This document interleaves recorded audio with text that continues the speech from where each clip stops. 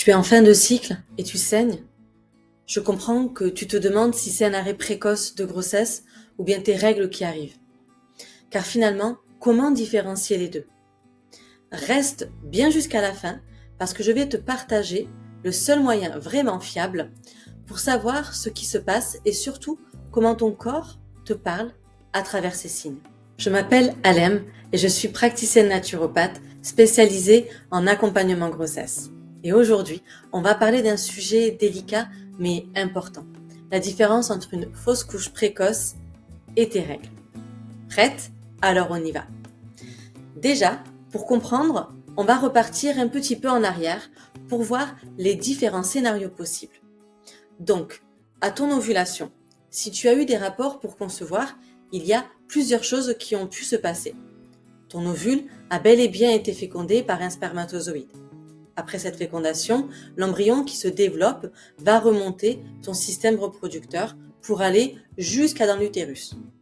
Généralement, ça prend entre 6 à 10 jours. Et d'ailleurs, c'est pour ça qu'en naturopathie, je te recommande vraiment de bien dynamiser ta circulation sanguine dans ton système reproducteur durant la période après l'ovulation, pour qu'un sang bien neuf et bien oxygéné parcourt ton utérus et que ce soit les meilleures conditions possibles pour accueillir un embryon. Donc, pour ça, tu peux éviter de rester assise trop longtemps ou en tout cas faire des pauses régulièrement. Aller marcher pendant 20 à 30 minutes par jour et aussi faire du yoga doux et des étirements. Pense également à masser ton bas-ventre avec des huiles chaudes. Si ça t'intéresse, je te mets sous cette vidéo le lien vers ma formation gratuite sur comment préparer ton corps à la grossesse naturellement. Pour en revenir au processus, on a l'embryon qui va s'implanter dans la muqueuse utérine, dans l'endomètre, et aussi, c'est seulement à partir de là que tu sécrètes la bêta-HCG, l'hormone de grossesse, et que tu es techniquement enceinte. De là, tu n'auras pas tes règles, parce que tes hormones veulent justement que ton endomètre reste bel et bien en place pour que la grossesse puisse se poursuivre et se dérouler correctement. Donc si tu es enceinte, tu ne devrais pas avoir de saignement, ou en tout cas pas de règles à proprement parler. Le scénario numéro 2 possible, c'est que ton ovule n'a pas encore été fécondé par un spermatozoïde. Malheureusement, même si tu fais tout correctement, que tu as des rapports au bon moment, etc., tu n'as pas 100% de chance par cycle. C'est d'ailleurs pour ça qu'on estime qu'un couple va mettre plus ou moins 7 mois avant de réussir à concevoir, même si tout va bien. Il faut alors attendre le temps pour que ça prenne. Mais du coup, si tu n'es pas enceinte, la chute de progestérone en fin de cycle va provoquer ce que l'on appelle le détachement de l'endomètre. Cet endomètre qui s'était épaissi tout au long de ton cycle pour être un matelas bien rebondi pour ton embryon, s'il y en avait un. Et donc cette muqueuse s'évacue parce qu'il n'y a pas lieu d'être, puisqu'il n'y a pas de grossesse. Et du coup, tes règles arrivent. Maintenant, parfois, il y a un troisième scénario qui est possible, ce que l'on appelle la fausse couche précoce. Alors, j'utilise ce terme de fausse couche avec vraiment de grosses pincettes. Je ne l'aime pas du tout, ce mot. Pourquoi? Parce que rien n'est faux dans ton vécu. Donc, voilà pourquoi je devrais parler dans cette vidéo plutôt donc d'une grossesse qui s'arrête tôt et non pas de fausse couche précoce. Et le terme approprié, c'est plutôt une grossesse biochimique. En soi, une fausse couche précoce, c'est avant 12 semaines d'aménorrhée. Et la grossesse biologique, c'est plutôt aux alentours de 3 à 4 semaines d'aménorrhée. Et généralement, dans ce cas de figure, tu n'as pas eu le temps de confirmer cliniquement la grossesse, que ce soit par une échographie ou par une prise de sang montrant le taux des bêta-HCG relativement élevé. Ton ovule a bel et bien été fécondé et l'embryon a commencé à s'implanter dans l'utérus. Le truc, c'est que cette implantation a échoué très rapidement et du coup, la grossesse s'arrête vraiment très tôt. Donc tu vas avoir un saignement qui va arriver quasiment au même moment que la date à laquelle tu attendais tes règles. Et parfois, sans le savoir, tu es en train de vivre une grossesse biochimique et tu n'es pas juste en train d'avoir tes règles. En naturopathie, on considère que le corps fait toujours ce qu'il y a de mieux. Si une grossesse s'arrête aussitôt, c'est souvent parce que l'embryon n'avait pas la capacité à se développer correctement. Et c'est souvent génétique ou lié à des déséquilibres hormonaux ou nutritionnels. Mais sache une chose, tu n'es pas fautive. Ton corps a fait ce qu'il devait faire pour te protéger. Et en naturopathie, on peut t'aider à préparer ton terrain pour que la prochaine fois, les conditions soient optimales. Mais du coup, comment savoir ce qu'il en est ? En soi, une grossesse biochimique ne va pas être visible à l'échographie. Et le seul moyen de la confirmer, ça aurait été de faire un test de grossesse vraiment très tôt, ou sinon une prise de sang qui t'aurait montré un taux de bêta-HCG positif, même si ce taux était vraiment très bas. Donc concrètement, pour savoir ce que tu vois, si ce que tu vois c'est bel et bien une grossesse biochimique, il aurait fallu que tu aies eu un test de grossesse positif avant d'avoir ce saignement. Ou que tu aies fait une prise de sang qui t'ait donné un taux positif de bêta-HCG, même si ce taux est relativement bas.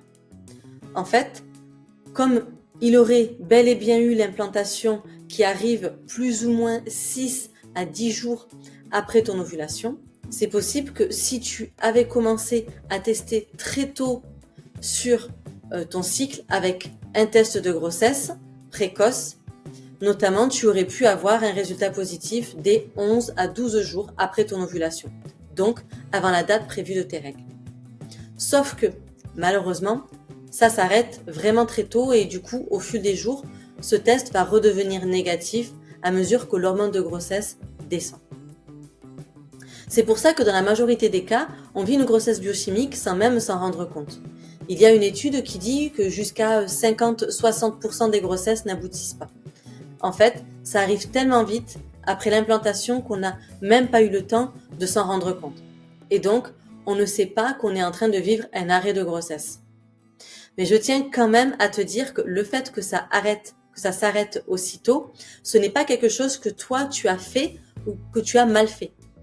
C'est souvent génétique et l'embryon n'a pas la capacité à se développer, mais tu n'es pas fautive. Maintenant, tu dois te demander, oui, mais si je n'ai pas fait ce test de grossesse, comment est-ce que je peux savoir si c'est ou pas une grossesse qui s'est arrêtée ? Alors, je vais te parler de certains signes que tu pourrais avoir, mais garde en tête que sans test, cela peut vraiment être difficile de le savoir. Le seul moyen de savoir qu'on vit une grossesse biochimique, je le répète, c'est d'avoir fait un test de grossesse positif, mais très faible, et puis au fil des jours, il y ait donc un saignement et que la barre de ce test disparaisse. Après, il y a quand même certains signes qui peuvent te mettre la puce à l'oreille. Le fait que tu aies un saignement qui arrive, mais qui soit un petit peu plus tard que la date à laquelle tu attendais tes règles. Si tu es certaine de ton ovulation et donc de la date à laquelle devaient arriver tes règles et qu'elles arrivent avec un petit peu de retard, eh bien, ça peut justement te dire qu'il y a eu un début d'accroche, mais que ça n'a pas abouti. Si tu penses avoir ovulé à telle date, mais que tu n'es pas sûr, il n'y a peut-être même pas de retard. Tu as peut-être ovulé un peu plus tard que d'habitude, et 1 ou 2 jours plus tard, et donc tes règles sont décalées en conséquence. Mais si tu es vraiment certain d'avoir ovulé tel jour et que tes règles ne sont pas arrivées 10, 12 ou 14 jours plus tard, comme elles sont censées arriver chaque mois, c'est peut-être une grossesse biochimique.